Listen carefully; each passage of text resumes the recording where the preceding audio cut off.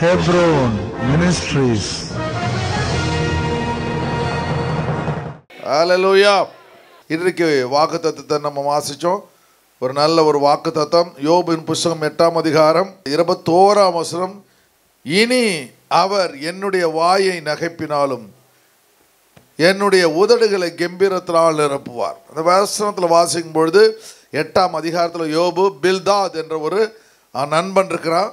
அந்த நண்பன் என்ன பண்ணுறான், யோபுக்கிட்ட வந்து சொல்கிறான், உனக்கு நிறைய பிரச்சனைகள் வியாதி வந்தது, வியாகுலம் வந்தது, நீ பாவம் செஞ்சனால்தான் வந்துச்சு, அதனால் நீ ஆண்டவருடைய சமூகத்தில் ரிப்பன் பண்ணு, நீ மனம் திரும்பி கதறி அழுதா கர்த்தர் என்ன பண்ணுவார், நிச்சயமாக உனக்கு அற்புதம் செய்வார், உனக்கு ஒரு சந்தோஷத்தை கொடுப்பாரு, சமாதானத்தை கொடுப்பாரு அப்படின்னு சொல்லி அந்த அருமையான யோபுவினிடத்தில் பேசுகின்றான். அதுதான் தேவனுடைய சமூகத்தில் ஆண்டவருக்கு, தேவனுடைய சமூகத்தில் ஆவியானவர் நமக்கு வைத்திருக்கிற அது எதிர்காலத்தில் ஆண்டவர் நடக்க போகிற காரியம் நம்ம ரொம்ப மன உளைச்சலோடு இருக்கும் பொழுது, சந்தோஷம் இல்லாமல் இருக்கும் பொழுது, யாராவது நம்மிடத்தில் இந்த காரியங்களுக்காக நீ கதறி அழுன்னு சொன்னால் நம்ம உணர்த்தப்பட்டு ஆண்டவருடைய சமூகத்தில் கதறி அழுவோம். அதுபோல் இவன் என்ன பண்ணுறான், ஆனால் யோபு பாவம் செய்யலை, ஆனால் இவன் என்ன நினச்சிக்கிறான், இந்த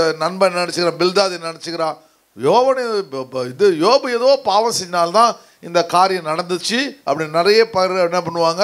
அதே சமயத்தில் நமக்கு ஒரு கஷ்டம் வந்துடலாம், துன்பம் வந்துச்சுன்னா அவங்க எல்லாம் என்ன பண்ணுறாங்க, நம்மளை ரொம்ப பரியாசம் பண்ணுவாங்க. இதனால தான் இவங்க வந்துச்சு, உனக்கு தெரியுமா இது சரியில்லை அப்படின்னு சொல்லுவாங்க.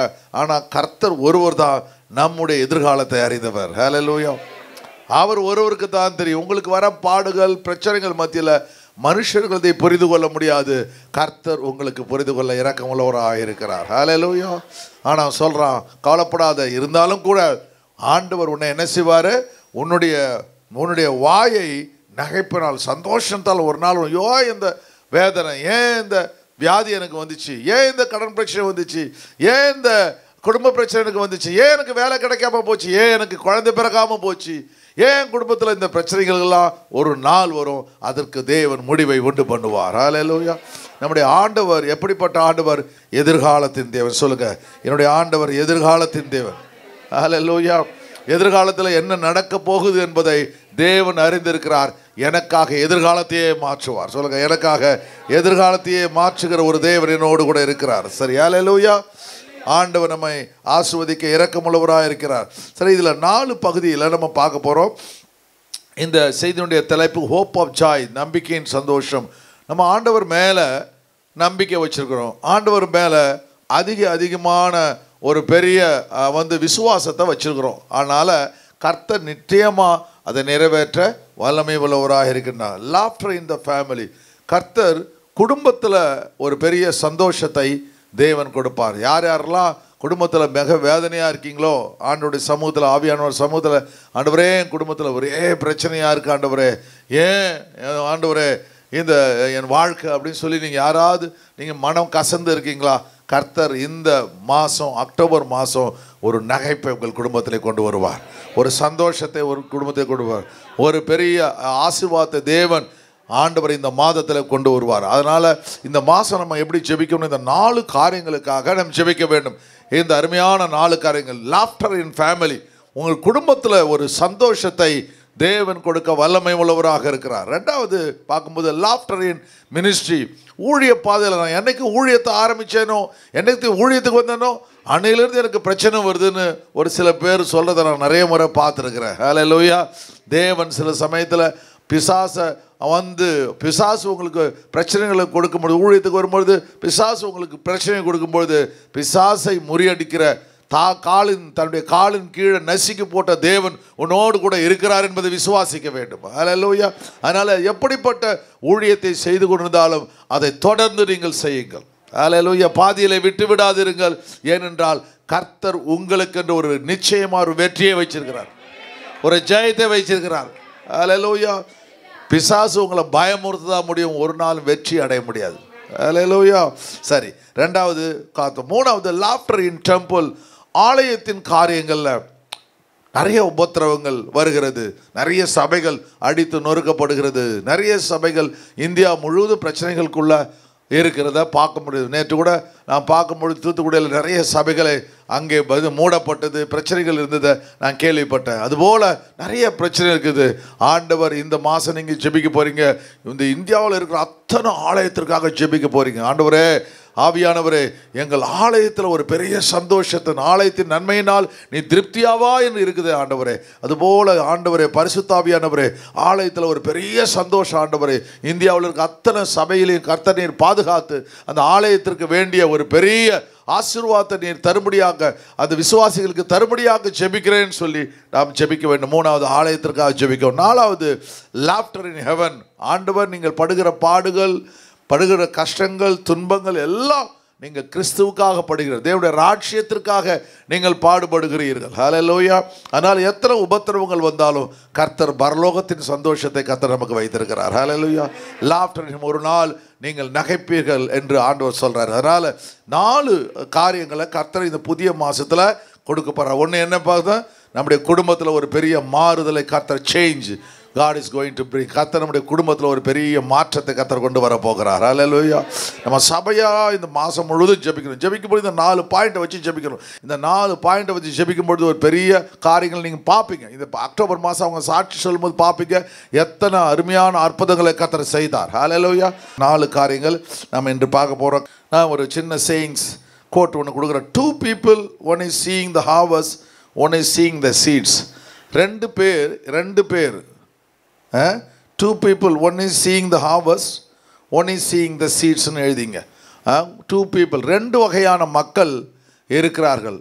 ஒருவன் அறுவடையிலே சந்தோஷப்படுவான், ஒருவன் விதைகளிலே சந்தோஷப்படுவான். ஹல்லேலூயா. அப்படின்னா கொஞ்சம் ஏதாவது நன்மை நடந்துச்சுன்னா அவன் என்ன பண்ணுவான், பயங்கர சந்தோஷமாக இருப்பான். இன்னும் ஒருத்தவன் விதைக்க போகிற விதைகளிலே சந்தோஷமாக இருப்பான். எவ்வளோ விதைகள் இருக்குதோ அவ்வளோதான் உன் வாழ்க்கையினுடைய சந்தோஷம். அதுபோல் கர்த்தர் எவ்வளோ அதிகமாக நீ தேடுகிறாயோ அவ்வளோ அதிகமாக கர்த்தர் உன்னோடு கூட இருந்து பெரிய ஒரு அறுவடையை கர்த்தர் உனக்கு கொடுக்க இரக்கமுள்ளவராக இருக்கிறார். ஹல்லேலூயா. சரி, இன்றைக்கு பார்க்கும் பொழுது இங்கே 18ஆம் அதிகாரத்தில் நம்ம தெரிஞ்ச காரியங்கள் தான். அங்கே பார்க்கும் பொழுது 10ஆம் வசனத்தை மாத்திரம் வாசிங்க. ஒரு உற்பவ கால திட்டத்தில் நிச்சயமாய் உன்னிடத்துக்கு திரும்ப. அப்பொழுது அவர் ஒரு உற்பவ கால திட்டத்தில் நிச்சயமாய் வருவேன். அப்பொழுது உன் மனைவியாகிய சாராளுக்கு ஒரு குமாரன் இருப்பான் என்றார். குமாரன் இருப்பான் என்றால் சாராள் அவருக்கு பின்புறமாய் கூடார வாசலில் இதை கேட்டுக் கொண்டிருந்தாள். ஆபிரகாமும் சாராளும் வயது சென்று முதிர்ந்தவர்களாய் இருந்தார்கள். ஸ்திரீகளுக்குள்ள வழிபாடு சாராளுக்கு நின்று போயிற்று. ஆகையால் சாராள் தன் உள்ளத்திலே நகைத்து, நான் கிழவியும் என் ஆண்டவன் முதிர்ந்த வயது உள்ளமான பின்பு எனக்கு இன்பம் உண்டாயிருக்குமோ என்றாள். அப்பொழுது கர்த்தர் ஆபிரகாமை நோக்கி சாராள் நகைத்து நான் கிழவியாய் இருக்க பிள்ளை பெறுவது மெய்யோ என்று சொல்வானேன். கர்த்தரால் ஆகாத காரியம் உண்டோ? உற்பவ கால திட்டத்தில் உன்னிடத்திற்கு திரும்ப வருவேன். அப்பொழுது சாராளுக்கு ஒரு குமாரன் இருப்பான் என்றார். ஹல்லேலூயா. ஹல்லேலூயா. இங்க அருமையான ஒரு காரியம், நம்ம அநேக முறை படிச்ச ஒரு காரியம். இந்த அருமையான ஆபிரகாம் சாராள் என்ற ஒரு அழகான ஒரு குடும்பம். ஆபிரகாம் எங்கெல்லாம் போறானோ அங்கெல்லாம் சாராயை அழைத்து கொண்டு போகிறான். அதனால் ஹஸ்பண்ட் எங்கெல்லாம் போகிறாங்களோ அங்கெல்லாம் ஒய்ஃபை கூட்டுட்டு போகணுன்னு இருக்குது. அது நானே செய்கிறதில்ல, இருந்தாலும் பரவாயில்ல. ஆண்டவர் உங்களை நான் ஊழியத்துக்கு போகிறதால அது செய்கிறதில்ல. அதனால் நீங்கள் என்ன பண்ண வேண்டும், மனைவிக்கு ஈக்குவலாக ரைட்ஸை கொடுக்கணும் அப்படின்னு வேதாகமும் சொல்லு. ஏன்னா ஆபிரகாம் போகிற இடங்களெல்லாம் அந்த சாராள் போயிருந்தா. அவன் மட்டும் தனியாக போயிருந்தான்னா அவனுக்கு ஒரு பெரிய வாக்குத்தத்தத்தின் பிள்ளை கிடைத்திருக்காது. கணவன் மனைவிக்குள்ளே இருக்கிற உறவு தான் எதிர்காலத்தை நிச்சயிக்கிற ஒன்று. கணவன் மனைவிக்குள்ளே இருக்கிற அந்த ஐக்கியம்தான் எதிர்காலத்தில் ஒரு பெரிய ஆசீர்வாதத்தை அடுத்த சந்ததிக்கு கொடுக்க போகிறதாய் இருக்கிறத வேதாகமத்தில் வாசிக்கின்றோம். ஆண்டவருடைய திட்டங்களும் ஆண்டவருடைய தரிசனங்களும் நம்முடைய வாழ்க்கையில் எப்பொழுதுமே வர வேண்டும். அப்போ ஆபிரகாம் போகும் இடமெல்லாம் இந்த சாராள் போகின்றால், சாராள் ஆபிரகாமோடு கூட நல்ல ஒரு ஐக்கியத்தை பெற்றிருப்பதனால கர்த்தர் பார்க்குறாரு, அந்த ஆபிரகாமுக்கு ஆண்டவர் ஒரு குழந்தையை தருவேன் என்று வாக்கு பண்ணுறார். ஏன் அது செய்கிறாருன்னா, அவன் வீட்டுக்கு 3 தேவ தூதர்கள் வர்றாங்க. தேவதூதர்கள் வந்த உடனே அந்த தேவதூதர்களை வந்த உடனே அந்த தேவதூதர்களை ஆபிரகாம் போஷிக்கின்றான். ஆபிரகாம் மாத்திரம் போஷிக்கவில்லை, சாராலும் அந்த ஆபிரகாமோடு கூட இணைந்து சாராலும் என்ன பண்ணுறான், அவள் போயிட்டு என்ன பண்ணுறா, அப்பத்தை சுட்டு எல்லாத்தையும் ரெடி பண்ணி கொண்டு வந்த தேவதூதர்களை போஷிக்கின்றான். அப்போ அந்த தேவதூதர் 2 பேரையும் கவனிக்கின்றான். இவன் ஓடி போய் ஒரு இளங்கன்று குட்டியை பிடிச்சிட்டு வரான். இவன் போயிட்டு அப்பத்தை சுடுகின்றான். வேலைக்காரர்களுக்கு கட்டளை இடுகிறார்கள். அப்படி ஒரு இது பரதேசியாக வந்த அவர்களுக்கு இவர்கள் இவ்வளோ அருமையான தேவதூதர்கள் முதல்ல அறியாமல் அவங்க என்ன பண்ணுறாங்க, அவர்களை போஷித்து விடுகிறார்கள். அப்பொழுது அந்த தேவதூதர் என்ன பண்ணுறாங்க, உடனே சொல்கிறாங்க, இது மாதிரி உனக்கு ஒரு குழந்தை கொடுப்பார். அப்போது ஆண்டவர் முன்பாகவே அவர்கள் வாழ்க்கையில் ஒரு பெரிய அற்புதத்தை செய்ய வேண்டும் என்று ஆண்டவர் நிர்ணயித்து இருக்கின்றார். அவர்களை கவனிக்கின்றார். இதுபோல் நம்முடைய குடும்பத்தை தேவன் கவனிக்கின்றார். சில சமயத்தில் சில ஆப்பர்ச்சுனிட்டிஸ் சொல்லுவாங்க, சந்தர்ப்பங்களை தேவன் கொடுப்பார். அந்த சந்தர்ப்பங்களை தேவன் கொடுக்கும் பொழுது நாம் மிக மிக கவனமாய் அதை கவனித்து செயல்படும் பொழுது, இப்போது இவனுடைய நேச்சரே மற்றவங்களுக்கு உதவி செய்கிற நேச்சர். அப்போ பார்க்குறாரு ஆண்டவர் தேவர், அப்போ இவன் இப்படிப்பட்ட நேச்சராக இருக்கான், இவன் மற்றவங்களுக்காகவே வாழறான், இவனுடைய குழந்தையும் அதுபோல் நாம் ஆசீர்வதிப்போம், அவனுடைய தேவைகளை கட்டாயமாக சந்திப்போம், வேண்டுதலை நம்ம கேட்போம் சொல்லி கர்த்தர் என்ன செய்கிறாரு, அவனுக்கு ஒரு குழந்தையை கொடுப்பேன்னு வாக்குத்தத்தம் பண்ணுறாரு. அப்போது இவங்களுடைய விசுவாசம் எப்படி இருக்குது, வயசாகி போச்சு, ரொம்ப வயசாகி போச்சு, இனிமேல் நமக்கு எப்படி குழந்தை பிறப்பு. நிறைய போதகர்கள் நினைக்கிறத நேற்று நான் தான் சொல்லிட்டு இருந்தேன். நம்ம என்ன நினைக்கிறோன்னா, எனக்கு வயசாகி போச்சு, இனிமேல்ட்டு நான் எங்கே ஊழியம் செய்யறது அப்படின்னு சொல்லுவாங்க. சில பேர் சொல்லுவாங்க, எனக்கு வயசாகி போச்சு, இனிமேல் நான் எங்கே வேலைக்கு செல்வது. இப்படி நிறைய காரியங்கள். நம்ம சர்ச்சில் ஒரு அம்மா வந்திருந்தாங்க. அந்த அம்மா சொன்னாங்க, இது மாதிரி ஐயா நான் ஒரு வீட்டில் வேலை செய்கிறேன் அப்படின்னு சொன்னாங்க. அம்மா நீ உங்கள் அப்போ பிள்ளைங்கள்லாம் உன்னை விட்டுட்டு போயிடுச்சம்மா, எப்படிம்மா நீ அட்ஜஸ்ட் பண்ணுற அப்படின்னு சொன்னேன். இல்லையா, நான் போன வீட்டில் அந்த அம்மாவுக்கும் ஹஸ்பண்ட் செத்து போயிட்டாரியா, பிள்ளைங்கள்லாம் விட்டுட்டு போயிட்டாரியா, அந்த அம்மா ஒரு வீடு வச்சிட்ருக்காங்கய்யா. அவங்க என்ன சொன்னாங்க, அம்மா நான் உனக்கு வீடு தரேன், ஆனால் ஒரு கண்டிஷன். என்ன கண்டிஷன்னா, நீ சமைக்கிற சாப்பாடு நீ கோதுமையில் சமைக்கிறியோ இல்லை நெல்லில் சமைக்கிறியோ இல்லை சப்பாத்தி போடுறியோ தோசை போடுறியோ இட்லி போடுறியோ அதை பற்றி எனக்கு கவலை இல்லை. நீ தேங்காய் சட்னி வைக்கிறியோ தக்காளி சட்னி வைக்கிறது இல்லை, எது வச்சாலும் ஒரு பங்கு எனக்கு வந்துடணும், எது வச்சாலும் ஒரு பங்கு எனக்கு வந்துடணும். அப்படின்னா அந்த வீட்டை நான் வீட்டோட வாடகை எவ்வளோ அதில் பேயிங் கெஸ்ட்டாக மாதிரி நான் இருப்பேன், அதனால் எனக்கு வீட்டு வாடகையில் இதை நீ குறைச்சிக்கோ அப்படின்னு கொடுத்தாங்க. எனக்கு வீட்டு வாடகையும் குறைஞ்சதையா, எப்படியா இருந்தாலும் நான் செய்ய போகிறேன், நான் சாப்பாடு எல்லாம் உயிர் வாழ முடியாது என்னால், அதனால் சாப்பாட்டு பிரியன் நான். அதனால் அந்த அம்மாவுக்கு நல்லா போஷிக்கிறேன். அந்த அம்மா என்ன பண்ணுறா, அவங்களுக்கும் சந்தோஷப்பாங்க, நாங்கள் 2 பேரும் இப்போ ஃப்ரெண்ட்ஸ் ஆகிட்டோயா. வீட்டு ஓனருக்கே இவங்க என்ன பண்ணாங்க, பார்ட்னராக மாறிடுறாங்க. அந்த உபசரிப்பில் கர்த்தர் ஒரு பெரிய ஆசீர்வாதத்தை வைத்திருக்கிறார். அல்லேலூயா. 21ஆம் அதிகாரம் 1. கர்த்தர் தாம் சொல்லி இருந்தபடி, கர்த்தர் தன் சொல்லி இருந்தபடி சாராள் பேரில் கடாட்சமானார். சாராளின் பேரில் கடாட்சமானார். அல்லேலூயா. கர்த்தர் தான் சொல்லி இருந்தபடி சாராளின் மேல் கடாட்சமானார். கர்த்தர் தன் உரைத்தபடியே சாராளுக்கு செய்தருளினார். 2ஆம் வசனம். ஆபிரகாம் முதிர் வயதாய் இருக்கையில், ஆபிரகாம் முதிர் வயதாய் இருக்கையிலே சாராள் கர்ப்பவதியாகி, தேவன் குறித்திருந்த காலத்திலே, தேவன் குறித்திருந்த செட் டைம் சொல்லுவாங்க, set time, appointed time, specified time சொல்லுவாங்க. ஆண்டவர் தேவன் குறித்திருந்த காலத்தில். நம்ம வாழ்க்கையில் ஏன் அற்புதம் நடக்காத நம்ம சில முறுமுறுக்கிறோம், கர்த்தர் தேவன் ஒரு நேரத்தை காலத்தை நம்ம வாழ்க்கையிலே குறித்திருக்கிறார். அல்லேலூயா. நீங்கள் ஆண்டவர்கிட்ட கேட்கும் பொழுது ஆண்டவர்கிட்ட, நீ ஆண்டவரே எத்தனை நாள், இந்த எவ்வளோ நாளுக்கு நிச்சயமாக உங்களுக்கு சொல்வார். என்கிட்ட சொன்னார் பார்த்தீங்களா, நான் 3.5 வருஷத்துக்கு முன்னாடி கேட்டேன், எத்தனை நாள் ஆண்டவரே இந்த உபத்திரம். அப்போ ஆண்டவர் எனக்கு சொன்னார், 7 வருஷங்கள் இது உபத்திரம் உனக்கு உண்டு. அப்போது நான் தெரிந்து கொள்ளப்பட்ட நிமித்தமாக அந்த உபத்திரவ நாட்கள் குறைக்கப்படுமே ஆண்டவரே, நீ எனக்கு ஆலோசனை தருகிறாயா. வசனம் நமக்கு அதிகமாக படித்து நம்ம ஆண்டவரே நம்ம கேள்வி கேட்க ஆரம்பித்தோம் பார்த்தியா. ஆண்டவர் கேட்டார், அல்ல ஆண்டவரை தெரிந்து கொள்ளப்பட்ட நிமித்தமாக சோசன் பீப்புளுக்காக அந்த நாளை குறைப்பன்னு வேதாகமத்தில் இருக்குதே அப்படின்னு கேட்டேன். உனக்கு இல்லை. 7 நாள் பூர்த்தி ஆகும்போது கொஞ்சம் கொஞ்சமாக அந்த பிரச்சனையிலேருந்து உனக்கு நான் விடுதலையை கொடுப்பேன். அதுபோல் உங்களுக்கு தேவன் ஒரு நேரத்தை குறித்திருப்பார். நிச்சயமாய் இந்த வசனம் பார்த்தீங்களா, 1ஆம் வசனம் பார்த்தீங்களா, கர்த்தர் சொல்லி இருந்தபடியே சொல்லுங்க அப்படியே கரங்களை வைத்து. கர்த்தர் சொல்லியிருந்தபடியே என் மேல் கடாட்சமானார். ஆண்டவர் சொல்லியிருந்தபடியே எனக்கு செய்தருளினார். கரங்களை தட்டி கர்த்தருக்கு செலுத்துங்க. ஹல்லேலூயா. கர்த்தர் சொல்லி இருந்தபடியே கடாட்சமானார். அருமையான வார்த்தை அது. ஹல்லேலூயா. கர்த்தர் சொல்லி இருந்தபடியே. இங்கிலீஷ்ல எப்படி போட்டிருக்குன்னா, the Lord visited Sarah as he had said. visited, சந்தித்தார். உன்னை வந்து பார்க்குற அந்த நேரத்துக்கு கரெக்டாக வந்து உன்னை பார்ப்பார். நான் நினச்சிக்கிட்டே இருந்தேங்க, நீங்கள் ஃபோன் பண்ணீங்க. உங்களை தாங்க காலையிலேருந்து நினச்சிட்டு இருக்குங்க. சில பேர் உண்மையாக சொல்லுவாங்க, சில பேர் பொய்யா சொல்லுவாங்க. சில பேர் என்ன சொல்ல நினச்சியே இருக்க மாட்டா.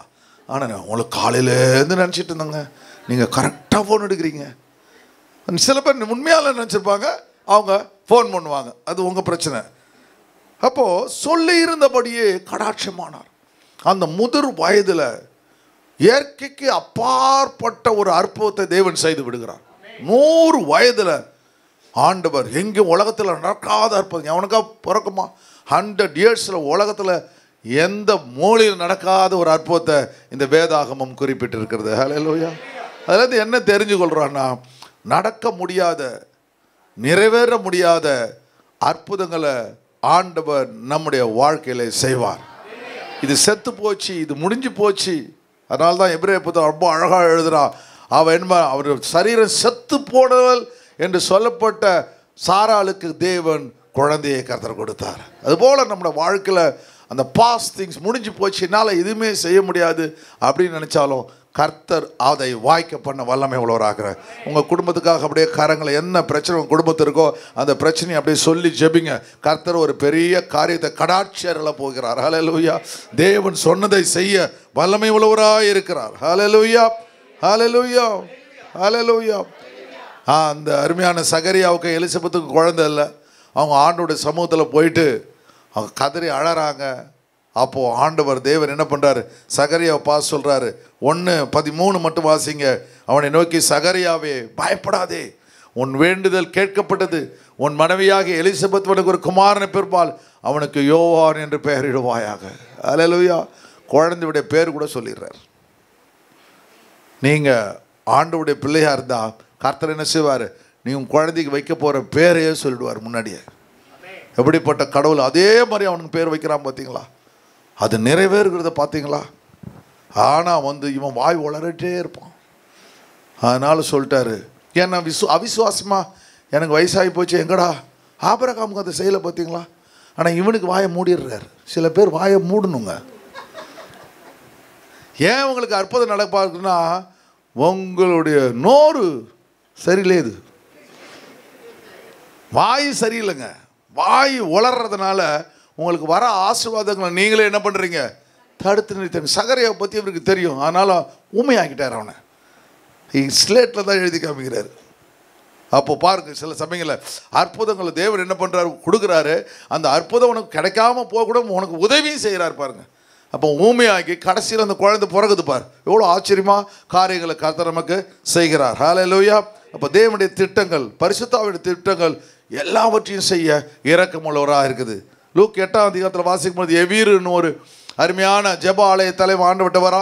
வந்துட்டு, ஆண்டவரே என் பிள்ளை என்ன பண்ணணும், செத்து போச்சு, மறிச்சு போச்சு, எனக்கு உதவி செய்யணும் அப்படின்னு கேட்குறா. கர்த்தர் வீட்டுக்கு போகிறாரு. எல்லாம் துக்க முகத்தோடு அழுதுகிட்டு இருக்கிறாங்க. அந்த சமயத்தில் நீங்கள் என்ன பண்ணீங்க, நீங்கள் ஏன் அழுதுகிட்டு இருக்கீங்க, அவள் மரித்து போகவில்லை, அவள் உயிரோடு கூட இருக்கிறார். ஹல்லேலூயா. அவள் தூங்கி கொண்டு இருக்கிறார். அவள் தூங்கி கொண்டு இருக்கிறார். எவ்வளோ பயங்கரமான காரியம். செத்த வீடு எல்லாம் அழுதுட்டு இருக்கும் பொழுது ஆண்டவர் சொல்கிறாரு, அவள் தூங்கி கொண்டிருக்கிறார். ஒரு நிமிஷத்தில் தேவன் அவளை உயிரோடு கூட எழுப்பி விடுகிறார். ஹல்லேலூயா.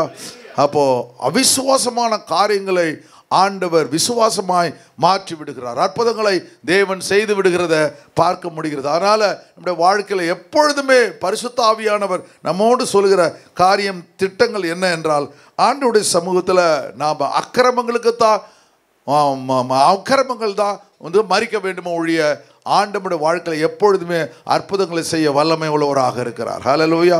அதனால தான் எபேசியர் எழுதும் பொழுது, எபேசியர் புத்தகம் 2ஆம் அதிகாரத்தில் பவுல் சொல்கிற பாருங்க, 1ஆம் வசனத்தில் பாருங்க, அக்கிரமங்களாலும் பாவங்களாலும் மரித்தவர்களை தேவன் உயிர்ப்பித்தார். ஹல்லேலூயா. அக்கிரமத்தை ஆண்டவரை ஏற்றுக்கொண்ட பிறகு நம்ம இப்போ முன்னாடி மாதிரி கெட்ட வார்த்தை பேசுறதில்ல, முன்னாடி மாதிரி மோதமான சண்டைகளை போடுறதில்ல. அதெல்லாம் நம்ம என்ன செய்யறோம், விட்டுறோம் ஆட்டோமேட்டிக். அப்படின்னா என்ன பண்ண, மரித்து போன நிலை இருக்குது. ஆனால் கர்த்தர் தேவன் நம்ம என்ன பண்ணுறாரு, புதிய ஆவினாலும் புதிய அபிஷேகத்தினாலும் தேவன் நம்மை உயிர்ப்பித்து விடுகிறார். ஹல்லேலூயா. எப்படி போச்சு ஒவ்வொரு நாளும். எத்தனை பேர் வந்து ஒரு பாஸ்டர் சொன்னார், ஒரு படம் வந்தால், எம்ஜிஆர் படம் வந்தால் 8 முறை பார்ப்பாராம் அவருக்கு ஒரு பெரிய தீர்மானம். எந்த எம்ஜிஆர் படம் வந்தால் பாரு, அந்த பக்கம் மார்ட்டின் வந்து நாகப்பா கையை தூக்குறாரு.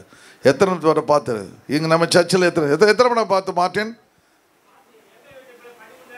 அப்பா அந்த பாஸ்டரோட ஒரு பெரிய பாஸ்டர். எங்கள் வீட்டு பிள்ளை 13 முறை பார்த்தாராம். ஹல்லேலூயா. ஆமாம், உங்கள் வீட்டு பிள்ளையா பார்த்துட்டார் பொழுது. எங்கள் வீட்டு பிள்ளைய 13 தடவை பார்த்தீங்களா, கர்த்தர் காண்பிக்கின்றார். பார்த்தீங்களா, 13 முறை ஒரு படத்தை பார்த்து. அப்போ யோசிச்சு பாருங்க. இப்போ பார்க்குறீங்களா? இப்போ பார்க்குறீங்களா? இல்லை இப்போ பார்க்குறீங்களா? அது மாதிரி பார்க்குறதில்ல, விட்டுட்டாச்சு. பார்த்தீங்களா? அப்போ அப்படி அந்த பாவத்தில் மரிச்சு போயிருந்த நம்ம கர்த்தர் தேவ ஆவியினால் உயிர்ப்பித்து விடுகிறார். ஹல்லேலூயா. எவ்வளோ பேர் ஒவ்வொருத்தருக்கு கேட்டிங்கன்னா இப்போ சர்வீஸே முடிக்க முடியாது. அவ்வளோ பெரிய பாவம்லாம் நம்ம செஞ்சுருக்கிறோம். ஆனால் கர்த்தர் நம்மை பாவங்களில் மரித்து போயிருந்து கர்த்தர் நம்மை உயிர்ப்பித்தார். ஹல்லேலூயா. பவுல் அழகா எழுதுகிறத பார்க்கிறோம். 2வது வசனம் பாருங்க. அவைகளில் நீங்கள் முற்காலத்திலே இவ்வுலக வழக்கத்திற்கு ஏற்றபடியாகவும். இவ்வுலக வழக்கத்தை எல்லாரும் சினிமாவுக்கு போகிறேன், நான் சினிமாவுக்கு போகிறேன். எல்லாரும் குடிக்கிறேன், நான் குடிக்கிறேன். ஹல்லேலூயா. வழக்கமாக மாறிச்சு. கெட்ட காரியங்கள் இந்த நாட்கள் அந்த நாட்கள் வழக்கமா நமக்கு இருந்துச்சு.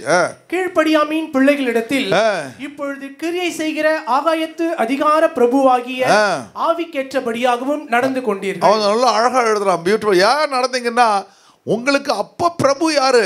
சாத்தான் தான் உங்களுக்கு பிரபு. இப்ப யாரு? இயேசு ஆண்டவர் உங்களுக்கு பிரபுவாக இருக்கிறார். அந்த பிரபு உங்களை வந்து கெட்ட வழியில நடத்திட்டான், அதனால நடந்துட்டீங்க. ஆனா இப்போ இயேசு உங்களை நடத்தி கொண்டு இருக்கிறார். ஹல்லேலூயா. நாம் அது எல்லாத்தையும் மறக்கத்தக்கதாய் கர்த்தர் என்ன பண்றாரு, நம்ம வாழ்க்கையில் ஒரு பெரிய ஆசீர்வாதத்தை கொடுத்து விடுகிறதை பார்க்க முடிகிறது. அவர்களுக்குள்ளே நாம் எல்லோரும் முற்காலத்திலே நமது மாம்ச இச்சையின்படியே நடந்து நமது மாம்சமும் மனசும் விரும்பினவைகளை செய்து சுபாவத்தினாலே மற்றவர்களைப் போல கோபாக்கினையின் பிள்ளைகளாய் இருக்கும். கோபாக்கினின் பிள்ளைகளை, ஆண்டவருக்கு பிடிக்காத காரியங்களை செய்து நாம் என்ன பண்ணோம், கோபாக்கினின் பிள்ளைகளாக இருந்தோம். நேற்று நான் ஏர்போர்ட்டில் உட்காந்துக்கும் போது ஒரு பிள்ளை வந்து சாக்லேட் சாப்பிட்றான். சாக்லேட் சாப்பிடும்போது அவங்க அம்மா கற்றுக் கொடுக்குறாங்க, இப்படி எடுத்து சாப்பிடணும். அது வேணுன்ட்டு அவங்க அம்மா வெறுப்பேற்று மூஞ்செல்லாம் பூசிக்குது. அவங்க டொக்குன்னு பார்க்காம அதை அடிக்கிறாங்க. அது கவலையப்படலை. அது வெறுமனை வெறுப்பேற்று திரும்ப என்ன பண்ணுதான், சாக்லேட் இப்படி சாப்பிடணும்ல, அது மூஞ்சில் இப்படி பூசிட்டு அப்புறம் சாப்பிடுது. அவங்க அம்மா வெறுப்பேற்று தான். அப்போது அது என்ன செய்யுது, அது எல்லாம் வந்து அந்த அது என்ன செய்யணும்னு நினைக்குதோ அந்த காரியங்களை செய்யுது. ஆனால் ஒரு நாள் பெருசாக ஆகும் பொழுது அதுக்கு ஒரு உணர்வு வரும். தவறுகள் எல்லாம் உணர்ந்து, இல்லை எல்லாரும் பார்க்குறாங்க, சாக்லேட் எங்கே சாப்பிடக்கூடாது, எங்கே போய் சாப்பிட்ணும் அப்படின்னு அதுக்கு புரியுது. அது ஒழுங்காக நடந்து கொள்ளுது. அதுபோல் முற்காலத்தில் நம்ம எதை செய்யணுமோ அதை செய்யறதுக்கு தப்பாக தெரியாது, ரைட்டாக நமக்கு தெரியாது, நம்ம செஞ்சிட்டோம். ஆனால் இன்றைக்கி உணர்றோம், நம்ம செஞ்சதெல்லாம் தவறாச்சே, நமக்கு ஒரு ஆண்டவர் நல்ல வழியை காண்பிச்சிருக்கிறாரு அப்படின்னு நினைக்கத்தக்கதாய் தேவன் காரியங்களை மாற்றி விடுகிறார். அவர்களுக்குள்ளே நாம் எல்லாரும் முற்காலத்து மாம்ச இச்சையின்படி நடந்து நமது மாம்சமும் மனசும் விரும்பினலை செய்து சுபாவத்தினாலே மற்றவர்கள் கோபாக்கினின் பிள்ளைகளாய் மாறி விடுகின்றோம். உடனே அந்த அம்மா என்ன பண்ணாங்க, பொட்டு தலை அடிக்கிறாங்க. அதுக்கப்புறம் என்ன பண்ணிச்சு, அதுக்கு கொடுக்க வேண்டிய சாக்லேட்டை எடுத்து பிடுங்கி அப்படி சுற்றி பேக்கில் வச்சுட்டு அது மூஞ்செல்லாம் தொடச்சி அது மூஞ்செல்லாம் அது துடைக்கிற மாதிரி அறிஞ்சது. அதுக்கப்புறம் போயிட்டு மேடெல்லாம் ஷர்ட்டெல்லாம் பாட்டிச்சு போயிட்டு போய் தண்ணி எடுத்துகிட்டு வந்து ஃபேஸெல்லாம் வாஷ் பண்ணி அதுக்கப்புறம் 2 தட்டு தடிச்சு அழுதுச்சு, அப்படி தூங்கிடுச்சு. நான் வருவர வெளியே பார்த்துக்கிட்டே இருந்தேன் என்ன பண்ணுதுன்னு. இதுக்கப்புறம் இது சாக்லேட் கேட்குமா? அதுபோல் தண்டனை கிடைச்சவொன்னே ஒழுங்காக போயிடுது. அதுபோல் சில விதத்தில் நம்ம என்ன பண்ணுறோம், தேவனுக்கு கோபாக்கினின் பிள்ளையாய் மாறி இருந்தோம், ஆனால் கர்த்தர் நம்மை மாற்றி விட்டார். ஹல்லேலூயா. அது எழுதுறான் பாருங்க, 4ஆம் வசனத்தை சொல்றான். தேவனோ இரக்கத்தில் ஐஸ்வர்யம் உள்ளவராய், இரக்கத்தில் ஐஸ்வர்யம் உள்ளவராகி அந்த குழந்தைய அதனால தப்பு செஞ்சுட்டுன்னு அவங்க ஏர்போர்ட்லேயே விட்டுட்டு வந்தல, அவங்க கடைசி வெளியும் சென்னைக்கு வரலையே அந்த குழந்தைய கூப்பிட்டு வந்தாங்க. ஹல்லேலூயா. அதுபோல தேவனோ இரக்கத்தில் ஐஸ்வர்யம் உள்ளவராகி நம்மில் அன்பு கூர்ந்து தம்முடைய மிகுந்த அன்பினாலே அக்கிரமங்களில் மரித்தவர்களாய் இருந்த நம்மை கிறிஸ்துவுடனே கூட உயிர்ப்பித்தார். ஹல்லேலூயா. கிருபையினாலே ரட்சிக்கப்பட்டீர்கள். நீங்க ஆண்டோடைய ஏற்றுக்கொண்டது. யாராவது பணம் கொடுத்து உலகம் சொல்ற மாதிரி நீங்க பணம் வாங்கிட்டு இயேசுவை ஏற்றுக்கொள்ள, கர்த்தர் உங்கள் வாழ்க்கையில் அற்புதங்களை செய்தார். ஹல்லேலூயா. ஒவ்வொருடைய வாழ்க்கையிலும் தேவன் அற்புதங்களை செய்ய. அப்போ அந்த ஃபேமிலிஸ் நம்ம என்ன செய்யணும்? இந்த மாதம் நம்ம அதிகமாக குடும்பத்திற்காக ஜெபிக்க வேண்டும். முதல் பாயிண்ட் ஆண்டோட சொல்லணும், ஆண்டவரே என் குடும்பத்தை எத்தனையோ பேர் எங்கள் சர்ச்சில் குழந்தை இல்லை கர்த்தாவே, எத்தனையோ பேருக்கு வேலை இல்லை கர்த்தாவே, எத்தனையோ பேர் பிஸ்னஸ் சரியில்லை கர்த்தாவே, எத்தனையோ பேர் ஆண்டவரே குடும்பத்தில் பெரிய பிரச்சனைகள் போய்கொண்டிருக்கு ஆண்டவரே, அந்த குடும்பத்தை ஆண்டவரே குறைவுகளெல்லாம் நிறைவாக்குப்பா ஆண்டவரே. ஹல்லேலூயா. இந்த சாராளுக்கு, ஆபிரகாமுக்கு, எலிசபெத்துக்கு, அருமையான சகரியாவுக்கு கர்த்தாவே எல்லாருக்கும் நீர் குழந்தையை கொடுத்த எவ்வளோட மகனை நீர் எழுப்பினீர, ஒவ்வொரு குடும்பத்தையும் நீ கண்ணோக்கி பார்த்தீர. அதுபோல் கர்த்தாவே எங்கள் குடும்பங்களில் அற்புதம். எத்தனையோ குடும்பங்களில் வியாதியில் இருக்காங்க, கஷ்டத்தில் இருக்காங்க ஆண்டவரே, ஹாஸ்பிட்டல் போயிட்டு இருக்காங்க ஆண்டவரே. ஆண்டவர் தேவன் ஆவியானவர் நம்மோடு கூட இருந்து செயல்படுத்தும். நான் வந்திருக்கும் பொழுது அந்த பாஸ்டர் நெக்கச்சக்கமான இது திருநெல்வேலி அல்வா வாங்கி கொடுத்துட்டாரு. நான் சாப்பிடக்கூடாதுன்னு தான் நினச்சேன். ஆனால் டெம்டேஷன் என்ன பண்ணுச்சு, கொஞ்சம் சாப்பிட்டுட்டேன். ஆனால் பிசாசு சொல்லுது ரொம்ப டேஸ்ட்டாக இருக்குது, இன்னும் நிறையா சாப்பிடு. காதில் ஒரு காதில் சொன்னால் பரவாயில்ல விட்டுடலாம், 2 காதில் சொல்கிற மாதிரி இருக்குது. அப்போ நான் ஒன்றும் கண்ட்ரோல் பண்ணி இல்லை, மரியாதை பிசாசே போயிடு, கொன்னுடும் ஒன்று அப்படின்ற மாதிரி மனசில் நினச்சிட்டு கொஞ்சம் மட்டும் ஒழுங்காக சாப்பிட்டு வந்தேன். காலையில் நான் தூங்கி எழுதும்போது கர்த்தர் 3 பேரை எனக்கு காமிக்கிறார். நீ கரெக்டு, நீ அதை ஜாம் பண்ணு. ஏன்னா 3 பேர் என் கண்ணு முன்னாடி மரிச்சதை நான் பார்த்தேன். ஒருத்தர் நான் கடலூர் ஊழியத்துக்கு போகும்பொழுது என்ன பண்ணார், ஸ்வீட்டு வாங்கி 1/2 கிலோ ஸ்வீட் அப்படியே சாப்பிட்டார். அடுத்த நாள் ஹாஸ்பிட்டல் போனவர் 800 ஏறி போச்சு, பிபி சுகர் 800 குறைக்க முடியல, எவ்வளோ இன்சுலின் போட்டாலும் குறையல, அவர் போயிட்டார். அதே போல் இன்னொருத்தவர் அதே போல் என்ன பண்ணார், அந்த ஸ்வீட்டெல்லாம் வாரி அடிக்கிறார் எக்கச்சக்கமாக. 3 பேரை காமிச்சார். அப்போ தான் நினச்சோம், ஐயோ நல்ல காலம் நாம் என்ன பண்ணிட்டோம், ஆண்டவர் தேவன் ஏதோ நம்ம கூட இருக்கிறதுனால அந்த ஆசையை அடுக்கறக்கத்தக்கதா. யாரெல்லாம் சுகர் இருக்கிறீங்களோ உங்களுக்காக தான் இன்றைக்கு மெசேஜ். ஆமாம், அந்த வாரி அடிச்சிடக்கூடாது. இன்னும் உயிரோடு நம்ம இருக்க வேண்டிய நாட்கள் இருக்குது. ஒரு நாளைக்கு, ஒரு வாரத்துக்கு ஒரு நாள் ஒரு குலோப் ஜாமுனும் ஏதோ ஒரு வாரத்துக்கு ஒரு சாப்பிட்டா பிரச்சனை கிடையாது. அந்த வாரத்துடைய குலோப் ஜாமுன் ஒரே நாள் சாப்பிட்டா தான் பிரச்சனை. அதனால் நம்ம ஜாக்கிரதையாக இருக்கணும். 2வது காரியம், லாஃப்டர் இன் த மினிஸ்ட்ரி. சங்கீதம் 126, சீயோனின் சிறையிருப்பை கர்த்தர் திருப்பும் பொழுது சொப்பனம் காண்கிறதை போல இருப்போம். 2வது, நம்முடைய ஊழிய பாதையில் சில சமயத்தில் கஷ்டங்கள், துன்பங்கள், நம்மளோட உயரான பேச்சுக்கள் எல்லாம் வரலாம். அதனால் நம்ம என்ன செய்வோம், நமக்கு ஏன் இந்த ஊழியத்தை ஆரம்பித்த நாள்லேருந்து பார்க்குறோம், எனக்கு ஏன் இந்த பிரச்சனை வருது, நான் ஊழியத்துக்கு வராதுல இந்த பிரச்சனை வரல பாஸ்டர் அப்படின்னு நீங்கள் நிறைய பேர் சொல்கிறத நான் கேள்விப்பட்டிருக்கிறேன். ஆனால் ஒன்று தெரிஞ்சுங்க, ஆண்டவர் தேவன் நீங்கள் ஊழியத்துக்கு வந்த பிறகு உங்களுக்கு பிரச்சனை நீங்கள் உணர்றீங்கன்னா கர்த்தர் தேவன் உங்களோடு கூட இருக்கிறார்னு அர்த்தம். ஹல்லேலூயா. ஏன்னா ஆண்டவர், நீங்கள் யாருக்கு ஊழியம் செய்கிறீங்க, ஒரு ஒரு ஒரு மனுஷனுக்கு ஊழியம் செய்யலை, யாருக்கு ஊழியம் செய்கிறீங்க? ஆமாம், ஒரு கம்பெனியில் நீங்கள் வேலை செய்கிறீங்க, அந்த கம்பெனியில் ஒரு பிரச்சனை வந்துச்சு. அந்த கம்பெனியில் ஒரு பிரச்சனை வந்துச்சுன்னா அந்த பிரச்சனையை அந்த முதலாளி சந்திப்பாரா, நீங்கள் சந்திப்பீங்களா? நிச்சயமாக அந்த முதலாளி சந்திப்பார். அந்த கம்பெனிக்கு ஏதாவது பிரச்சனை வந்துச்சு, அந்த கம்பெனி மூலமாக உங்கள் பிரச்சனை, சப்போஸ் நீங்கள் போகிறீங்க, அடிபட்டு விழுந்துடுறீங்க, மோட்டார் சைக்கிள் ஒரு வேலைக்கு அனுப்புகிறாரு, அடிபட்டு விழுந்துடுறீங்க, உடனே அந்த முதலாளி என்ன பண்ணுவார், உங்களை ஹாஸ்பிட்டலில் சேர்த்து அதுக்கு வேண்டிய எல்லாத்தையும் நிச்சயமாக செய்வார். அதுபோல் உங்களுக்கு ஊழியத்தில் உங்களுக்கு பிரச்சனை வந்துச்சுன்னா நீங்கள் என்ன நினைக்கணும்னா, இது நான் ஆண்டவுடைய ராஜ்யத்தை கட்டுறேன், ஆண்டவோட ஊழியத்தை செய்கிறேன், எனக்கு இந்த பிரச்சனை வந்துச்சு, நிச்சயமாக கர்த்தர் எனக்கு ஒரு அற்புதத்தை செய்வார். அந்த விசுவாசத்தை அந்த இடத்துல கொண்டு வர வேண்டும். அந்த விசுவாசம் நிறைவேறும் பொழுது எப்படி இருக்குமா, இந்த பாரு, சீயோனின் சிறையிருப்பை கர்த்தர் திருப்பும் பொழுது சொப்பனம் காண்பதை போல இருப்போம். அப்படியே ட்ரீமாக இருக்கும். எப்படா நடந்துச்சு, எப்படி நடந்துச்சு, இவ்வளோ கஷ்டத்தை, இவ்வளோ பெரிய கடனை எப்படி அடைச்சேன், இவ்வளோ பெரிய வியாதியை கர்த்தர் எப்படி என்ன மாற்றினார், இப்படி ஒரு சொப்பனம் காண்பதை போல தேவன் ஆக்குவார் என்று சங்கீதக்காரன் சொல்றான். அப்பொழுது நம்முடைய வாய் நகைப்பினாலும், அப்பொழுது நம்முடைய வாய் சந்தோஷத்தினால, நம்முடைய வாய் நகைப்பினாலும், நம்முடைய நாவு ஆனந்த சத்தத்தினாலும், நம்முடைய நாவு ஆனந்த சத்தத்தினாலும் நிறைந்திருந்தது. அப்பொழுது கர்த்தர் இவர்களுக்கு பெரிய காரியங்களை செய்தார் என்று புறஜாதிகளுக்குள்ளே சொல்லிக் கொண்டார்கள். நம்ம சுத்தி இருக்கவங்க பார்ப்பாங்க, இந்த வியாதியில குணப்படவே மாட்டான்னு நினைச்சேன், ஆனா கர்த்தர் இவளை குணப்படுத்தி விட்டார். இந்த கடன் பிரச்சனை மீளவே மாட்டான்னு நினைச்சேன், கர்த்தர் இந்த கடன் பிரச்சனை கர்த்தர் மீண்டு கொண்டு விட்டார். இப்படி கூட இருக்கவங்க எல்லாம் பார்த்து பிரமிக்க முடியாய் கர்த்தர் உங்கள் வாழ்க்கையில ஒரு அற்புதத்தை செய்ய வல்லமை உள்ளவராக இருக்கிறார். ஹல்லேலூயா. கர்த்தர் நமக்கு பெரிய காரியங்களை செய்தார், இது நிமித்தம் நாம் மகிழ்ந்திருக்கிறோம். கர்த்தாவே, தெற்கத்தி வெள்ளங்களை திருப்புவது போல எங்கள் சிறையிருப்பை திருப்பும். ஹல்லேலூயா. ஒரு வெள்ளம் வந்தா அந்த வெள்ளம் ஒரு இடத்துல அடிக்கும்போது அந்த இடத்துல இருக்கிற இடங்களெல்லாம் சேதமாயிடும். ஆனால் ஒரு நிமிஷத்தில் அந்த வெள்ளத்தை திருப்பி விட்டுட்டா நீ சேதத்திலிருந்து பாதுகாத்து கொள்வாய். ஹல்லேலூயா. ஒரு மனுஷன் உங்களுக்கு வரப்போகிற பிரச்சனைகளை மாற்ற முடியாது, ஆனால் உங்களை உருவாக்கிய தேவனால் எதையும் செய்ய முடியும். ஹல்லேலூயா. தெற்கத்தி வெள்ளங்களை மாற்றுவது போல எங்கள் சிறையிருப்பை மாற்ற ஆண்டவர். எத்தனை பிரச்சனைகள் வந்தாலும் கூட ஆண்டவர் உங்கள் சிறையிருப்பை மாற்ற வல்லமை உள்ளவராக இருக்கின்றார். பயங்கரமான புயல் காற்று அடிக்குது, அலைகள் எழும்புது, ஆனால் அந்த போட்டில் பின்னணியிலே கர்த்தர் தூங்கி கொண்டிருக்கிறார். உங்களுடைய வாழ்க்கை பயணத்தில் பின்னணியில் கர்த்தர் இருக்கிறார், இயேசு இருக்கிறார். ஹல்லேலூயா. நீங்கள் எதை குறித்த சாப்பாடு இல்லை, எல்லாரும் பட்டினியாக கிடக்கிறாங்க. 2 மீனையும் 5 அப்பத்தையும் கொண்டு 5000 பேரை போஷிக்கிற தேவன் உங்களோடு கூட இருக்கிறார். ஹல்லேலூயா.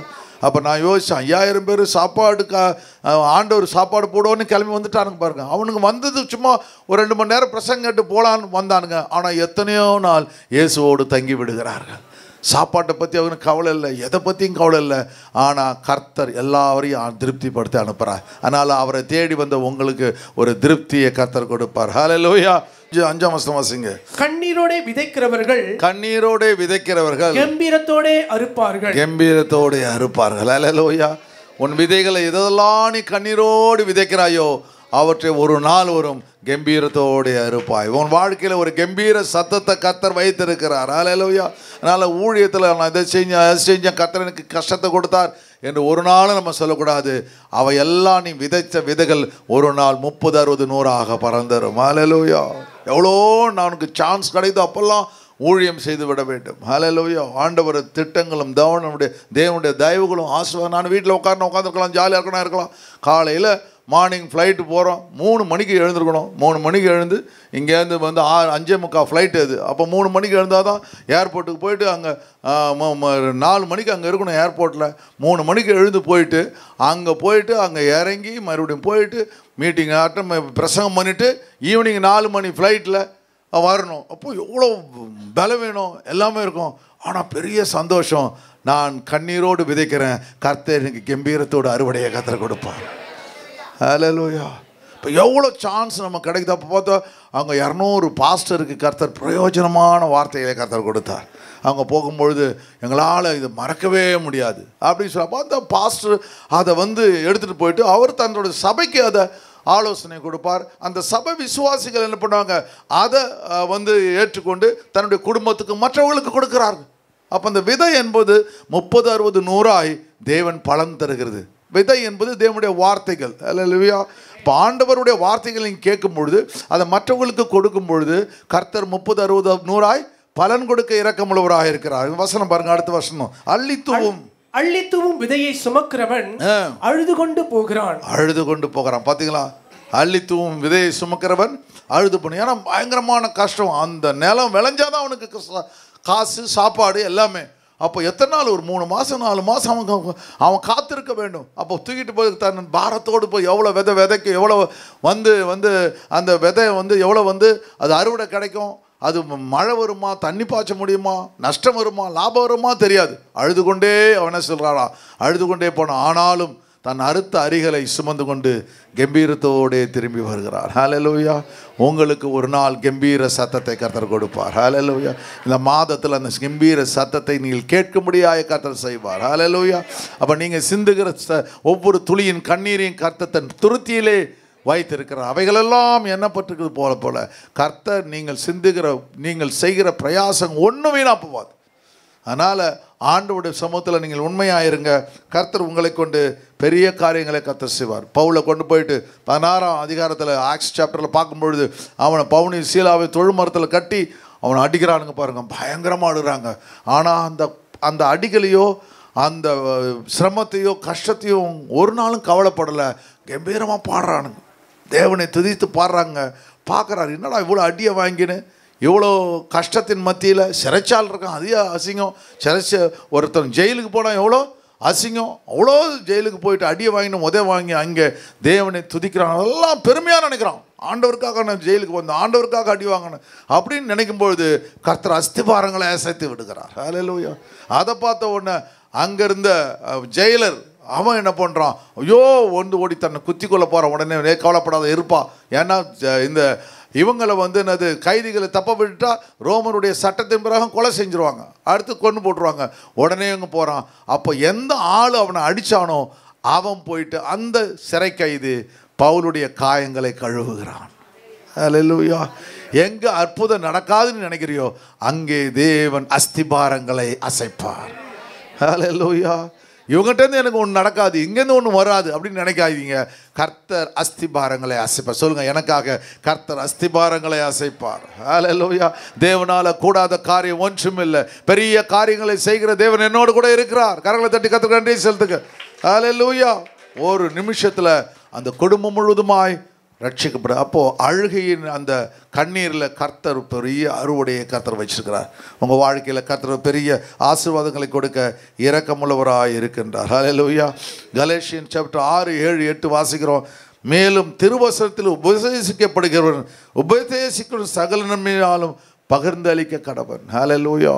திருவசனத்தில் உபதேசிக்கப்படுகிறவன் உபதேசிக்கிறவனுக்கு சகல நன்மையிலும் பகிர்ந்து கொடுக்க கடவுள்.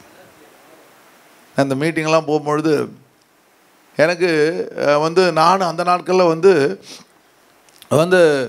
நிறைய போதகர்களுக்கு நான் உதவி செஞ்சுருக்கிறேன். என்கிட்ட யார் வராங்களோ அவங்களுக்கு இந்த கொட்டாயை போட்டு கொடுப்பேன், அவங்க சர்ச்சை கட்டி கொடுப்பேன், எல்லாம் பண்ணிருக்கேன்.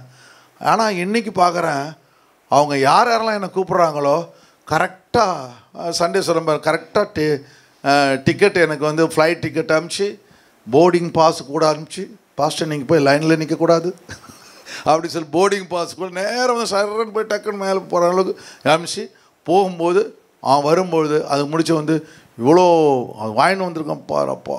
அந்த சூட்கேஸ் முழுவதும் எங்கள் பாஸ்டர் திருநெல்வேலிக்கு வந்தார், எங்கள் பாஸ்டர் வந்தார், எங்கள் அப்படின்னு சொல்லி எக்கச்சக்கமான உங்களுக்கு நாக்கு ஊறுது பொழுது திருநெல்வேலி அல்வா, மஸ்கோத்து, கிஸ்கோத்து, அது இதுன்னு என்னென்னமோ போட்டு எல்லாத்தையும் வச்சு அந்த பாஸ் இன்னொருத்தர் ஓடி போய்ட்டு அந்த அந்த தூத்துக்குடி இது இப்படி கொண்டு பார்த்து காணிக்கையும் கையில் கொடுத்து அந்த வசனம் என்னை ரொம்ப தொட்டுச்சு. திருவசனத்தில் உபதேசிக்கப்படுகிறவனும் உபதேசிக்கணும் சகல நன்மையிலும் பகிர்ந்து கொடுக்க கடவன். அப்போ நீங்கள் தேவனுக்கு ஊழியம் செய்கிறீங்க, கர்த்தர் நிச்சயமாக உங்களை போஷிப்பார். ஹல்லேலூயா. எந்த விதத்திலாவது கர்த்தர் உங்களுக்கு ஒரு பெரிய ஆசீர்வாதத்தை கர்த்தர் கொடுப்பார். அதுதான் விசுவாசம். ஹல்லேலூயா. அப்போ ரெண்டாவது காரியம், மினிஸ்ட்ரியில் தேவன் ஒரு பெரிய ஆசீர்வாதத்தை உங்களுக்கு கட்டளை எடுக்கிறார். மூணாவது பாயிண்ட் போகிற டைம் ஆச்சு. மூணாவது பாயிண்ட், லாஃப்டர் இன் டெம்பிள், ஆலயத்தில் சந்தோஷம். ஆண்டவர் தேவன் பரிசுத்தாவியானவர் அந்த நாட்களில் பார்க்கும்பொழுது எஸ்ராவின் புஸ்தகம் 3ஆம் அதிகாரத்திலேருந்து நம்ம வாசிக்கும் பொழுது 10ஆம் வசனத்திலேருந்து வாசிக்கும் பொழுது இங்கே பார்க்குறோம்.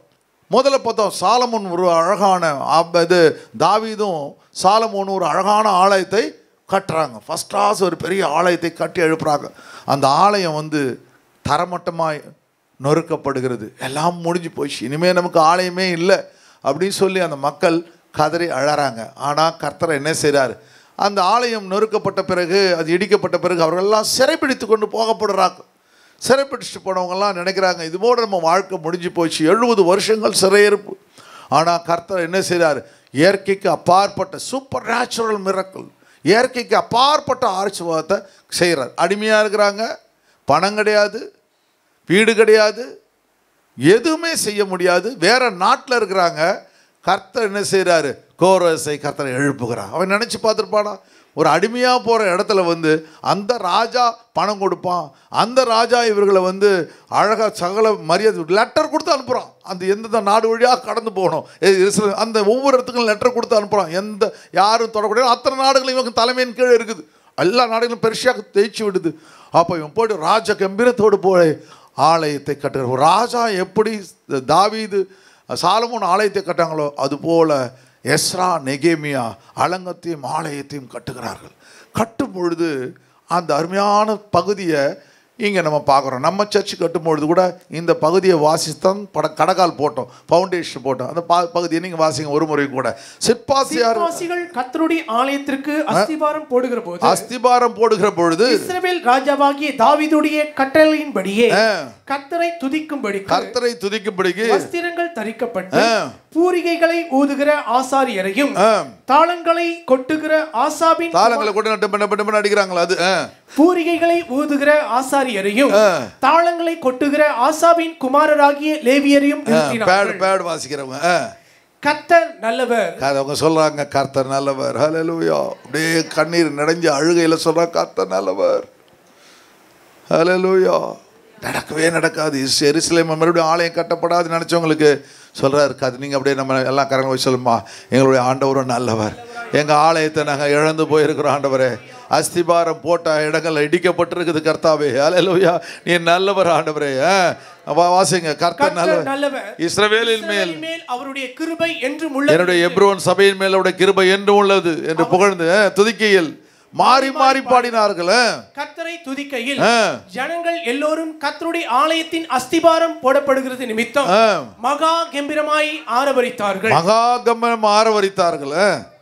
முந்தின ஆலயத்தை கண்டிருந்த முதிர் வயதான ஆசாரியர் இப்ப நம்ம சர்ச்சில் வந்து நம்ம சர்ச் ஃபவுண்டேஷன்ல இருந்து இருந்த ஆட்களும் இருக்கிறீங்க. புதுசாக ரட்சிக்கப்பட்ட நேற்று கூட 3 பேர் வந்து புதுசாக நம்ம சர்ச்சுக்கு வந்தாங்க சண்டே அன்னைக்கு. அப்போ அவங்களுக்கு என்ன நடந்ததுன்னு தெரியாது. இதான் நம்ம சர்ச்சு அப்படின்னு அவங்க நினச்சிருப்பாங்க. ஆனால் நமக்கு ஒரு சர்ச்சை கர்த்தர் பெரிய ஆலயத்தை கொடுத்த முந்தினவர்கள், நீங்களாம் மூப்பர்கள், அவர்கள் முதிர் வயதானவர்கள் ஆலயத்தை கண்டிருந்த ஆலயத்தை கட்டிருந்த முதிர் வயதான ஆசாரியரிலும் லேவியரிலும் பிதாக்கள் வம்சங்களின் தலைவரிலும். ஆசாரியர்கள் யாரு? ஆசாரியர்கள்னு போதகர்கள். லேவியர் யாரு? யாரெல்லாம் ஊழியம் செய்றீங்களோ, வாலண்டரி மினிஸ்ட்ரி, அந்த மினிஸ்ட்ரி, இந்த மினிஸ்ட்ரி, ப்ரேயர் மினிஸ்ட்ரி, 12 டிபார்ட்மெண்ட், நீங்கள்லாம் லேவியர்கள். பிதாக்கள் வம்சங்களின் தலைவரிலும் பிதாக்கள் மூப்பர்கள் அநேகர் இந்த ஆலயத்திற்கு தங்கள் கண்களுக்கு முன்பாக அஸ்திபாரம் போடப்படுகிறதை கண்டபோது மகா சத்தமிட்டு அழுதார்கள். ஹல்லேலூயா. அப்ப என்ன அர்த்தம்? எப்போ மறுபடியும் அந்த ஆலயத்தை தேவன் மறுபடியும் புதுப்பிப்பார் என்று அவர்கள் ஏக்கத்தோடு இருக்க, அவன் தான் ஆழ முடியும். அவங்க தான் ஆழ முடியும். அப்படியே உங்கள் கண்களிலிருந்து தாரையாக கண்ணீர் வருது. மகா சத்தமிட்டு அழுதார்களாம். ஐயோ, என் ஆலயத்தை மறுபடியும் கர்த்தர் புதுப்பித்து விட்டாரு, இதற்காகத்தானே ஒவ்வொரு இரவு பகலும் நான் ஜெபித்து கொண்டிருந்தேன் அப்படி சொல்லி மகா சத்தமிட்டு அழுதார்கள். வேற அநேகம் பேரோ கம்பீர சத்தமாய் ஆர்ப்பரித்தார்கள். சில பேர் கம்பீரமா ஆரம்பிக்கிறாங்க. ஐயோ பரவாயில்ல, கர்த்தர் மறுபடியும் நம்ம ஆலயத்தை கொடுத்துட்டார் அப்படின்னு ஆரம்பிக்கிறாங்க. ஜனங்கள் மகா கம்பீரமாய் ஆர்ப்பரிக்கிறதினால் அவர்கள் சத்தம் வெகு தூரம் கேட்கப்படும். அவருடைய சத்தம் வெகு தூரம் கேட்கப்படும். கோடம்பாக்கம், சேத்பட்டு, அந்த இடங்கள்லாம் கேட்கப்பட்டுச்சு. ஆனாலும் சந்தோஷ ஆரவாரத்தின் சத்தம் இன்னதென்றும் ஜனங்களுடைய அழுகையின் சத்தம் இன்னதென்றும் பகுத்தறிய கூடாது இருந்தது. அந்த அளவுக்கு கர்த்தர் என்ன பண்றாரு? இருவரையும் ஒன்றாய் சந்தோஷப்படுறவங்களும் கதறி அழுகிற 2 பேரையும் தேவன் ஒன்றாய் மாற்றி விடுகிறார். ஹல்லேலூயா. அதுபோல கர்த்தர் தேவனுடைய ஆலயத்திற்காக நம்ம பட்ட பாடுகள் நிமித்தமாக தேவன் பெரிய காரியங்களை கர்த்தர் செய்ய வல்லமை உள்ளவராக இருக்கு. பெரிய பர்வதமே நீ மாத்திரம் ஹல்லேலூயா எப்ரோபாய் சமபூமியாமாய் பலத்தினாலும் அல்ல பராக்கிரமத்தினாலும் அல்ல என் ஆவியினால் கூட. ஹல்லேலூயா. 4வது காரியம் லாஃப்டர் இன் ஹெவன். ஹல்லேலூயா. நாம் படுகிற பாடுகள் 3 காரியத்தை கர்த்தர் என்ன ஞாபகப்படுத்துங்க மறுபடியும். முதல்ல குடும்பத்தில் ஒரு பெரிய சந்தோஷத்தை கொடுக்க போறார். 2வது ஊழியத்தில் ஒரு பெரிய சந்தோஷத்தை கொடுக்க போறார். 3வது ஆலயத்தில் ஒரு பெரிய சந்தோஷத்தை கொடுக்க போறார். 4வது ஆண்டவர் பரலோக சந்தோஷம். சொல்லுங்க, பரலோக சந்தோஷம். ஹல்லேலூயா. லூக்காவின் புத்தகம் 6ஆம் அதிகாரம் 21ஆம் வசனத்தை வாசிங்க. 20ஆம் வசனத்திலிருந்து. அப்பொழுது தம்முடைய சீஷர்களை நோக்கி, அப்பொழுது அவர் தம்முடைய சீஷர்களை நோக்கி பார்த்து, தரித்திரராகிய நீங்கள் பாக்கியவான்கள், தரித்திரராகிய நீங்கள் பாக்கியவான்கள், தேவனுடைய ராஜ்யம் உங்களுடையது. யாரு பூவரா இருக்கீங்களோ ஆண்டவர் உங்களை பார்த்து சொல்ற. யாருக்கு கஷ்டம் இருக்குதோ, பணம் தேவைகள் இருக்குதோ, அர்த்தர் உங்களை பார்த்து சொல்றாரு, நீங்கள் பாக்கியவான்கள். Hallelujah. You are the blessed. உலகம் என்ன சொல்லும்? யார் காரு பங்களா வச்சுக்கணும் அவனை பாக்கியவான் சொல்லும். ஆண்டவர் என்ன சொல்றாரு? யாரு பணம் இல்லையோ அவங்கள பார்த்து பாக்கியவான்றார். அவங்க தான் பாக்கியவான் சொல்றாருன்னா, இவங்க பூலோகத்துக்குரிய பாக்கியவான்கள். இவர்கள் பூலோகத்தில் மாத்திரமல்ல, பரலோகத்துக்குரிய பாக்கியவான்கள். ஹல்லேலூயா. இப்பொழுது பசியா இருக்கிற நீங்கள் பாக்கியவான்கள், திருப்தி அடைவீர்கள். திருப்தி அடைவீர்கள். இப்பொழுது அழுகிற நீங்கள் பாக்கியவான்கள், இனி நகைப்பீர்கள். என்று நகைப்பீர்கள். மனுஷகுமாரன் நிமித்தமாக ஜனங்கள் உங்களை பகைத்து. அப்போ ஏன் இவ்வளவு பெரிய ஆசீர்வாத கர்த்தர் உங்களுக்கு கொடுக்கிறாரு? தேவனுக்கு, இயேசுவுக்கு முன்பாக, இயேசுவுக்காக ஜனங்கள் உங்களை பகைத்தார்கள், உங்களை புறம்பாக்கி, உங்களை புறம்பாக்கினார்கள், உங்களை நிந்தித்து, உங்களை நிந்திச்சாங்க. உங்கள் நாமத்தை பொல்லாததென்று தள்ளிவிடும் போது, உங்கள் நாமத்தை நீ என் வீட்டுக்கே வேணாம். நிறைய பேர் ரட்சிக்கப்பட்ட பிள்ளைங்களை என்ன பண்றாங்க? அப்பா அம்மா என்ன பண்றாங்க? வீட்டை விட்டு வெளியேற்றி விடுறாங்க. ஹல்லேலூயா. அப்படி தள்ளி விடும்போது நீங்கள் பாக்கியவான்களாய் இருப்பீர்கள். அப்ப என்னென்ன வாழ்க்கையில நடந்த ஒண்ணு, ஆண்டவர் நிமித்தமா, இயேசுவின் நிமித்தமா உங்களை யாரு பகைச்சாலும் அதை பத்தி கவலைப்படாதீங்க. கர்த்தர் உங்களை பாக்கியவான்களாய் பார்க்கிறார். ரெண்டாவது சொல்றேன், உங்களை வீட்டை விட்டு உங்களை துரத்துறாங்கன்னா, எத்தனையோ பிள்ளைகள் இயேசுவை ஏற்றுக்கிட்டு, எத்தனையோ ஊழியக்காரர்கள், அருமையான பாளையங்கோட்டை ராஜர் அடிக்கடி சொல்லுவார், அவங்க அப்பா அம்மா வந்து இவர் இயேசுவை ஏற்றுட்ட உடனே அவங்க அப்பா அம்மா என்ன பண்ணாங்க? வீட்டை விட்டு அவருடைய இதை என்னது துணியெல்லாம் எடுத்து வெளியே போன்னு சொல்லிட்டாங்களாம். அப்போ கையில் பைபிளை பிடிச்சிக்கிட்டு அப்படியே கட்டி பிடிச்சிக்கிட்டு அழுதுகிட்டு அவர் ஒரு சூட்கேஸ் எடுத்து தன்னுடைய துணியெல்லாம் 2-3 துணியை எடுத்து வச்சுட்டு அப்படியே நடந்து வந்தாராம். கர்த்தர் அவருக்கு கொள்ளை பொருளான ஆசீர்வாதங்களை, ஆத்துமாக்களை கர்த்தர் கொடுத்தார். ஹல்லேலூயா. அவர் அடிக்கடி அந்த சாட்சியில் சொல்கிறார். அது பேர் எத்தனையோ ஊழியக்காரர்கள் எப்பொழுது இருக்குது. மரிச்சு போன அருமையாக தாமஸ் ராஜ் அவர்கள் பார்த்து பண்ண அவர் ஆவடியில் கொண்டு போய் அவங்க பாஸ்டர் என்ன பண்ணிட்டாலாம், நேராக கொண்டு போயிட்டு ஆவடியில் விட்டாராம். விட்டுட்ட உடனே இவர் என்ன பண்ணாராம்? இவர்கிட்ட ஒன்றுமே இல்லை. அவர் ஃபெய்த்தோம்லை மாதிரி இருந்தார். வந்து இருந்தவரை போயிட்டு டக்குன்னு எடுத்து ஆண்டவர் பேசினான்னு சொல்லிட்டு நேராக இதில் என்னது, தம்பி இவனுடைய துணி மணியெல்லாம் எடுத்து பொட்டியில் வச்சுக்க தம்பினாராம். ஓ பாஸ்டர் எங்கேயோ டூர் கூப்பிட்டு போகிறாரு அப்படின்னு இவர் இந்த பாஸ்டர் என்ன பண்ணாரா, அவர் துணிமணியெல்லாம் எடுத்து உள்ள வச்சுனாராம். நேராக வண்டியை காரை எடுத்துக்கிட்டு நேராக போனாராம், ஆவடி போனாராம். ஆவடி போயிட்டு, தம்பி வண்டியை நிறுத்து அப்படின்னாராம். டிரைவரை வண்டியை நிறுத்தினாராம். தம்பி நீ இறங்கி போவோம் பெட்டியை அப்படின்னாராம். அப்போ வந்து இவர் சொன்னாராம் அவர்கிட்ட, என்ன சொன்னார்? என்னையா இங்கே கொண்டு வந்து விட்டீங்க, ஃபெய்த்தோம் பக்கமே வந்துடாத அப்படின்னா, நான் இங்கேருந்தா செத்து போடுவேன், சாவு அப்படின்னு போயிட்டார். ஆனால் கர்த்தர் வரை உயிர்ப்பித்தார். ஹல்லேலூயா. எவ்வளோ பார்த்தீங்களா? ஆண்டவர் நிமித்தமாக படுகிற பாடுகளில் தேவனுக்கு நம்ம நிற்கும்பொழுது கர்த்தர் ஒரு நாளும் தேவன் கைவிட மாட்டார். ஹல்லேலூயா. புறம்பாக்கி உங்களை நிந்தித்து, உங்களை கண்ணமனான் வார்த்தைகளை பேசி உங்கள் நாமத்தை பொல்லாததென்று தள்ளிவிடும் போது, பொல்லாதவன் தங்கிவிடும் பொழுது நீங்கள் பாக்கியவான்களாய் இருப்பீர்கள். நீங்கள் பாக்கியவான். இயேசுவுக்காக எவ்வளவு பாடுகளை படுகிறீர்களோ கர்த்தர் உங்களை பார்த்து சொல்றார், நீர்தான் ஆசீர்வதிக்கப்பட்டவன். ஹல்லேலூயா. ஹல்லேலூயா. நமக்கு சர்ச்சுக்கு வரதுக்கே கஷ்டமா இருக்கு. எத்தனை ஊழியக்காரர்கள் எவ்வளவு பாடுகளை பட்டு இருக்கிறார்கள். ஆக தள்ளி விடும்போது நீங்கள் பாக்கியவான்களாய் இருப்பீர்கள். அந்நாளிலே நீங்கள் சந்தோஷப்பட்டு களி கூறுங்கள். அந்நாளிலே சந்தோஷப்பட்டு களி கூறுங்கள். பரலோகத்தில் உங்கள் பலன் மிகுதியாய் இருக்கும். அப்ப இந்த 3 வகையான ஆட்கள, 4 வகையான ஆட்கள், அப்ப மனுஷகுமாரனுக்கு நிமித்தமாய் பகைக்கப்பட்டவர்கள், புறம்பாக்கப்பட்டவர்கள், நிந்திக்கப்பட்டவர்கள், பொல்லாதவர் என்று தள்ளிவிடப்பட்டவர்கள். இந்த 4 காரியத்துல யாரெல்லாம் ஆண்டோடைய சமூகத்துல நீங்க வந்து தேவனுக்காக வைராக்கியமா நிக்கிறீங்களோ, ஒரு நாள் பரலோகத்தில் கர்த்தர் உங்களை கனப்படுத்துவார். ஹல்லேலூயா. இதை பார்த்து பாருங்க. கலிபூருங்க நாளிலே நீங்கள் உங்கள் பலன் பகுதியாய் பரலோகத்தில் மிகுதியாயிருக்கும். பிதாக்களும் தீர்க்கதரிசிகளும் அப்படியே செய்தார்களே. ஹல்லேலூயா. நீ மட்டும் இல்லையே, அதே போல எத்தனை ஊழியக்காரர்கள், எத்தனை தீர்க்கதரிசிகள், ஆபிரகாம், ஈசாக்கு, யாக்கோபிலிருந்து பார்க்கும்பொழுது எத்தனை பேர் ஆண்டவருக்காக உண்மையானாங்க. அதுபோல கர்த்தர் உங்களையும் பரலோகத்தில் பாக்கியவான்களாய் கர்த்தர் காண்பிப்பார். ஹல்லேலூயா. கடைசியாக சொல்லி முடிக்கிற கொலோசியன்ஸ் 1ஆம் அதிகாரம், கொலோசியர் புத்தகம் 1ஆம் அதிகாரம் 24 வசனத்தை வாசிப்போம். இப்பொழுது நான் உங்கள் நிமித்தம் அனுபவிக்கிற பாடுகளில் சந்தோஷம் அடைந்து, இப்பொழுது நான் உங்கள் நிமித்தம் அனுபவிக்கிற பாடுகளில் சந்தோஷம் அடைந்து, பவுல் சொல்றான் கொலோசை சபைக்கு எழுதும் பொழுது, இப்பொழுது நான் உங்கள் நிமித்தம் அனுபவிக்கிற பாடுகளிலே சந்தோஷம் அடைந்து. நான் எவ்வளோ பாடுகளை படுறேன், கஷ்டப்படுறேன், சிறைச்சாலைக்கு போகிறேன், கப்பல் பயணங்களில் சேதம் அடைஞ்சிருக்கேன், வாரினால் அடிபட்டிருக்கிறேன், எவ்வளோ பிரச்சனைகள் வாங்கியிருக்கேன், ஆனால் நான் சந்தோஷம் அடைகிறேன். ஹல்லேலூயா. கிறிஸ்துவனுடைய உபத்திரவங்களில் குறைவானதை அவருடைய சரீரமாகிய சபைக்காக, கிறிஸ்துவனுடைய உபத்திரவங்களிலே குறைவானதை அவருடைய சரீரமாகிய சபைக்காக என் மாம்சத்திலே நிறைவேற்றுகிறேன். என் மாம்சத்திலே நான் நிறைவேற்றுகிறேன். ஹல்லேலூயா. சபைக்காக, சபை வளர்ச்சி பெற வேண்டும், தேவனுடைய ராஜ்யம் பெருக வேண்டும் என்பதற்காக என் மாம்சத்திலே நிறைவேற்றுகிறேன். ஹல்லேலூயா. டைட்டானிக் ஷிப் வந்துச்சு பார்த்தீங்களா? டைட்டானிக் ஷிப்பில் எத்தனை பேர் மரிச்சு போயிட்டாங்க? 1500 பேர் 2000 பேர் மரிச்சு போயிட்டாங்க. எல்லாரும் செத்து போயிட்டாங்க. செத்து போன உடனே அதில் ஒரு 2 வார்த்தை இருந்துச்சான். ஒன்று சேவ்டு அண்ட் லாஸ்ட் இருந்துச்சான். Saved and lost. சேவ்டுனா பாதுகாக்கப்பட்டவர்கள், மரித்து போனவர்கள். சேவ்டு அண்ட் லாஸ்ட் 2 வார்த்தை. அவ்வளோ பெரிய ஷிப்பு, அவ்வளோ பெரிய கோடீஸ்வரங்களாம் அந்த ஷிப்பில் போனாங்க. ஆனால் கடைசியில் 2 வார்த்தை தான் இருந்துச்சு. ஒன்று என்ன பண்ண, ரட்சிக்கு பாதுகாக்கப்பட்டவர்கள், செத்து போனவர்கள். 2 சேவ்டு அண்ட் லாஸ்ட் இருந்துச்சா. அதுபோல் ஆண்டவருடைய வருகையில் ஆண்டவர் ஒரு நாள் வரப்போகுது, இயேசு மேகல் மேலே வரப்போகிறாரு. 2 வார்த்தை தான் இருக்குது, சேவ்டு அண்ட் லாஸ்ட். ஹல்லேலூயா.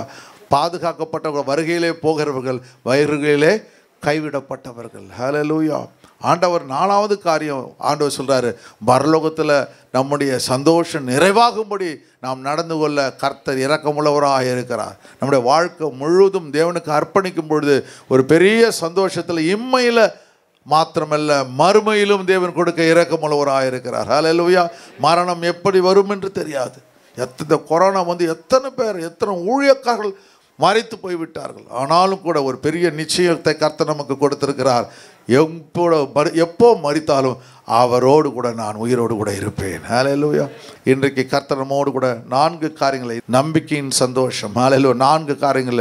குடும்பத்தில் ஒரு பெரிய சந்தோஷத்தை தேவன் கட்டளையிட போகிறார். 2வது ஊழியத்தில் தேவன் சந்தோஷத்தை கட்டளையிட போகிறார். 3வது ஆலயத்தில் கர்த்தர் ஒரு பெரிய சந்தோஷத்தை கட்டளையிட போகிறார். 4வது பரலோகத்தில் தேவன் சந்தோஷத்தை கட்டளை